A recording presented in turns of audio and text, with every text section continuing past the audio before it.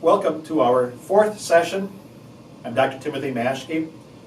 In this session, we will be looking at Confucianism, Taoism, and Shintoism, religious expressions which are more centered into the Chinese and Japanese culture and history.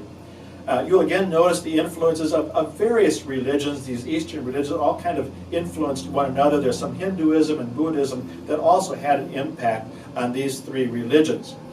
Part of the difficulty, and I'll admit that, part of the difficulty in studying these Asian groups is that they're very flexible in their practices, since they really aren't dominated by any kind of a common authoritative text, as is true, for example, Christians, Jews, and Islam. We all have our Bible, Quran, or the scriptures, the Old Testament.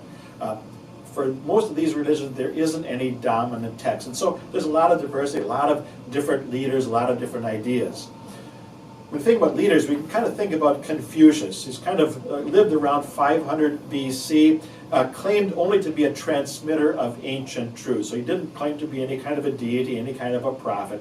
His teachings were more philosophy than theology. His concerns were about relationships.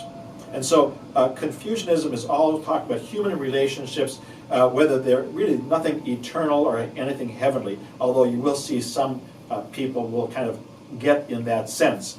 Confucian values, though, were being industrious, being thrifty, loyal to your family, showing respect for authority, and ultimately following your duty. So again, for Confucius, these are all very important values that they had.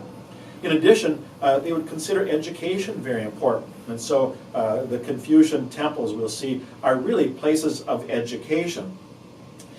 Deference to elders, so a very high respect for those that have white or gray hair, very much, and also filial piety, so understanding and loving and caring for one's parents. Is it any wonder, though, that the Chinese government has not suppressed this religion? Really kind of follows with the idea of obeying the authorities that are around them. Although whether it's a religion or not, even people in China would question whether Confucianism is a religion. It's tolerated because it's more of a philosophy, it's more of a way of life. Again, as I said, there's no specific texts, although the analects called edited conversations, are conversations that Confucius had, or some of his disciples had with one another, and these are recorded in a kind of a collection there. So there's some kind of a text there. But there really was no priests, there are no overall leaders. Their temples, as I said, are more administrative and educational institutions than really worship sites, although they will do some kind of worship practices in those temples. A key principle in Confucianism is really more ethical. It's similar to the Golden Rule. Do not do to others what you do not want done to yourself. That's kind of the Confucian Golden Rule. The second group that we'll look at is Taoism, probably one of the least known of the Asian religions, yet the writings of Lao Tzu were very popular, and his writings, and sometimes it's called the Lao Tzu, the text itself is given that name, but they've been translated second only to the Bible.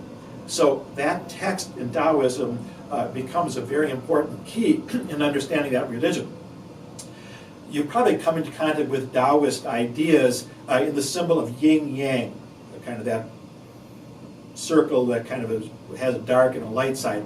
The Kung Fu movie series, some of the Asian movies, the karate movies, or even the Star Wars The Force has this Taoist idea. Most of us have heard of these other things, or we've heard of the Feng Shui, that kind of architectural interior design idea. That's a Taoist idea, kind of having things flow in the right direction. What's interesting about Taoism is that the key theme is wandering, to kind of just to live life in kind of a passive way, just kind of wander. It really doesn't you don't have any goal, no definition of where you want to go, no destination. You just live life to enjoy the moment to its fullest. The word Tao literally just means the way. So whatever way you go, whatever path, whatever road. Now, you want to be balanced. You want to kind of make sure that things are your yin-yang right. There's kind of this flexibility.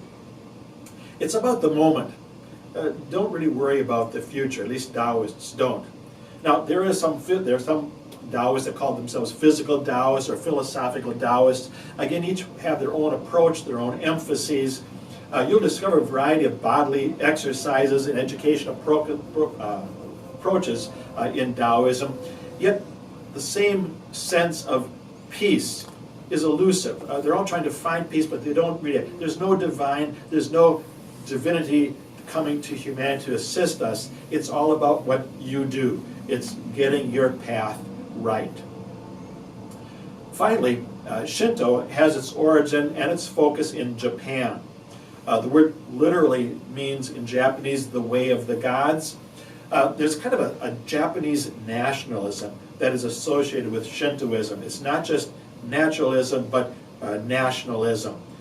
Rituals are related to life, yet they're also the sense of awe, the sense of mystery, the sense of the idea of the kami. Again, it's a term that it's hard for us to understand in English. Some would see it more like spirits, but it's more kind of just a being, a sense of mystery, kind of a presence.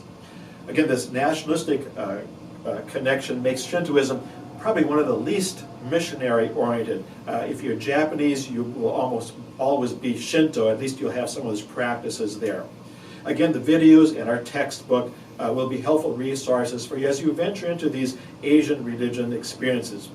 Again, remember that your first report is due this session. So make sure you have your first report, either your interview or your visitation of a worship place handed in at this session. Thank you.